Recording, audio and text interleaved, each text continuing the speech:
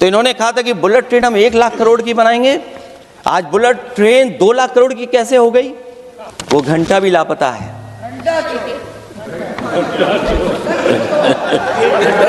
केवल घंटा ही लापता नहीं है, लेकिन शायद वो ही नहीं जानते होंगे कभी कभी उल्टी गंगा भी बहती है।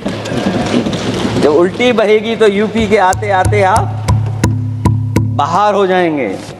मूर्ति नहीं, वहां पर अगर हम गिनती करेंगे, 1 नहीं, 2 नहीं, 3 नहीं, 4 नहीं, 5 नहीं, 6 नहीं, 7 नहीं, लगभग 100 मंदिरों को तोड़ने का काम इसी सरकार में हुआ है। केवल मंदिर ही नहीं तोड़े गए सभापति महोदय,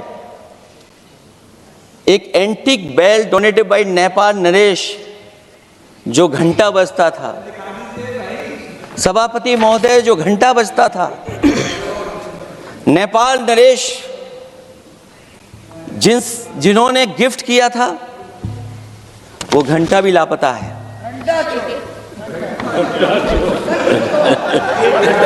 केवल घंटा ही लापता नहीं है,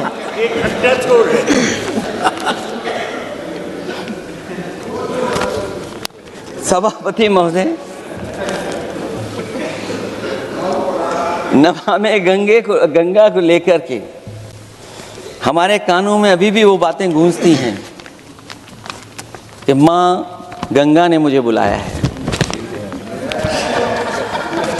क्या बात है कि पिछले 11 साल से माँ गंगा ने बुलाया ही नहीं किसी को। माँ गंगा बह रही हैं, जो उसके पैरामीटर्स हैं, जिस पैरामीटर्स को हर दिन नापा जाता है, उसमें डिसॉल्व ऑक्सीजन, सीओडी, बीओडी और तमाम पैरामीटर्स आज किस हालत में है माँ गंगा? कोई कह रहा था कि अब गंगा बहकर के दूर तक जाएंगी, लेकिन शायद वो ही नहीं जानते होंगे कभी कभी उल्टी गंगा भी बहती है। जब उल्टी बहेगी तो यूपी के आते आते आप बाहर हो जाएंगे। सभापति महोदय, नमामि गंगा, माँ गंगा में जुड़ने वाली नदियां, वरना नदी को एक संरक्षण कैसे हो, ब्यूटिफिकेशन कैसे हो, रिवर फ्रंट कैसे बने, उसकी शुरुआत की थी। लेकिन सभापति महोदय, इनकी बुलडोजर सरकार ने उसका काम रोक दिया। काली नदी किस हालत में है? यमुना के बारे में दिल्ली की सरकार जब बनानी थी तो कहा कि हम दुनिया का सबसे बेहतर रिवर फ्रंट बनाएंगे यमुना पर। इसी राजधानी में कहा गया। आज बताइए यमुना की हालत क्या है? और अगर यमुना दिल्ली में गंदी हो रही है तो ये बह करके जब यूपी जाती है तो मथुरा में भी गंदी है। और थोड़ा बहुत साफ गंगा इसलिए हो जाती है क्योंकि जब चंबल का पानी उसमें जुड़ता है, थोड़ी बहुत यमुना साफ हो जाती है। उसके बाद यमुना में भी कोई सफाई का सरकार ने इंतजाम नहीं किया। और आज भी मैं कहता हूं, देश का सबसे अच्छा रिवर फ्रंट अगर कहीं बना है तो लखनऊ में बना है, गोमती रिवर फ्रंट। जो लोग ये कहते हो कि दूसरा रिवर फ्रंट अच्छा है, मैं उनसे कहूंगा कि अभी लखनऊ के रिवर फ्रंट पर भी घूम करके आइए, तब आपको मालूम पड़ेगा कि रिवर फ्रंट क्या होता है। तो इन्होंने कहा था कि बुलेट ट्रेन हम 1 लाख करोड़ की बनाएंगे। आज बुलेट ट्रेन 2 लाख करोड़ की कैसे हो गई? सभापति महोदय कहा कि हम 1 लाख करोड़ में बनाएंगे बुलेट ट्रेन। और बुलेट ट्रेन केवल संपन्न स्टेटों में क्यों? हमारे बंगाल, बिहार और यूपी में क्यों नहीं?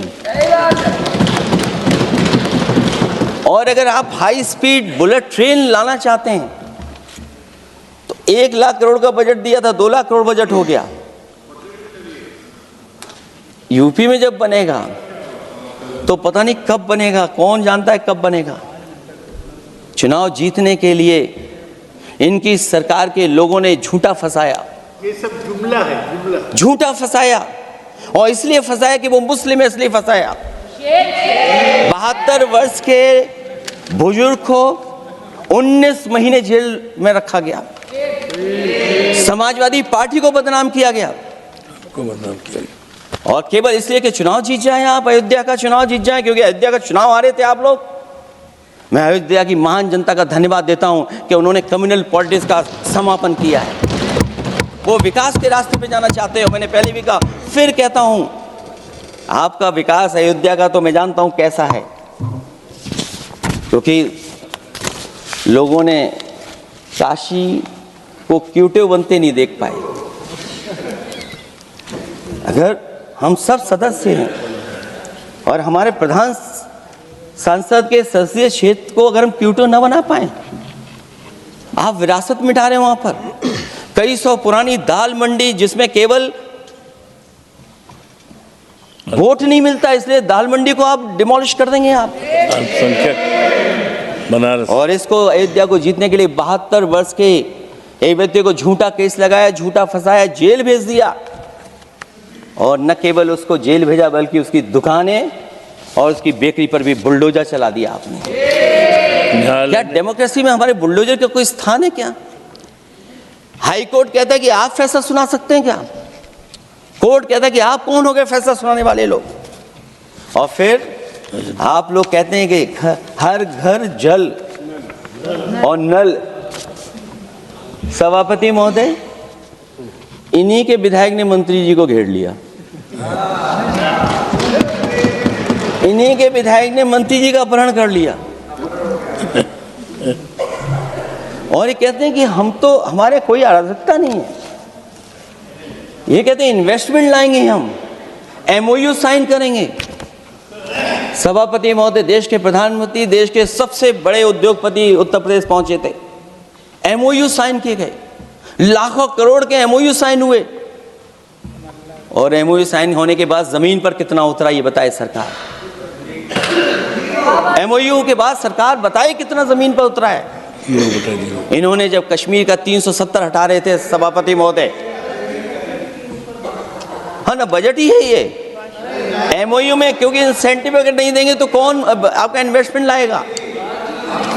ये राज्य का विषय नहीं है सभापति, राज्य से प्रधानमंत्री आते हैं। और आपने ये कहा कि प्रधानमंत्री के क्षेत्र में हमने देश में कहा कि हमने 1000 किलोमीटर मेट्रो बिछाई है। आपने देश के प्रधानमंत्री के क्षेत्र में क्यों नहीं मेट्रो बिछाई? क्यों नहीं बिछाई आपने? आपने देश के प्रधानमंत्री के क्षेत्र को एक्सप्रेस से क्यों नहीं जोड़ा आपने? क्योंकि आपके पास बजट नहीं है। अटल बिहारी वाजपेयी जी के आपने नाम से एक्सप्रेस वे क्यों नहीं बनाया? बताइए आप, ये बजट नहीं है आपके पास।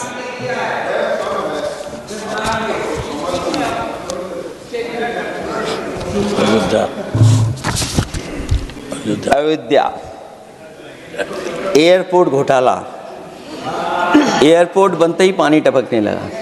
एयरपोर्ट तो दिल्ली का है, बजट तो दिल्ली ने दिया होगा। अयोध्या रेलवे स्टेशन, हमारे कन्नौज का रेलवे स्टेशन बनते ही गिर गया और गिरने के बाद अभी तक नहीं बन पाया। तो ये बजट का हिस्सा नहीं है क्या? आप वाटरवेज बात कर रहे हैं, गंगा साफ नहीं है, आप पानी का जहाज कहां ले जाएंगे? बिहार में जाकर के रुक जाएगा। पिछली बार भी एक पानी का जहाज चला था, बनारस से जाते ही बिहार में रुक गया, जाकर के पटना भी नहीं पहुंच पाया। Rampath, sewer line smart city का हिस्सा है। आपका स्मार्ट सिटी कैसा है? इंदौर में पानी पीने से कितने लोगों की जान चलेगी सभापति महोदय? और कोई शहर बता दीजिए जहां कूड़ों का ढेर ना हो। जब देश के प्रधानमंत्री जी ने झाड़ू उठाया हो और उसके बाद भी कहीं कूड़ा ना हटे सभापति महोदय। भजन संध्या स्थल घोटाला हुआ, अंतर्राष्ट्रीय मीडिया सेंटर बनाया, उसमें भी पानी गिर रहा है। लाइट सजावट की चाइनीज आई हैं। हमारे देश का कारोबार कैसे उलझा दिया आपने? चीन और अमेरिका और थोड़ा बहुत रशिया, विदेश नीति तो असफल हुई है, लेकिन हमारा बाजार को भी पूरा बेच दिया। और चीन के सवाल पर सभापति महोदय, चीन हमारी जमीन पर भी निगाहें रखे हुए है और हमारे बाजार पे भी। इसलिए जो सरकार फैसला ले बड़ी सावधानी से ले।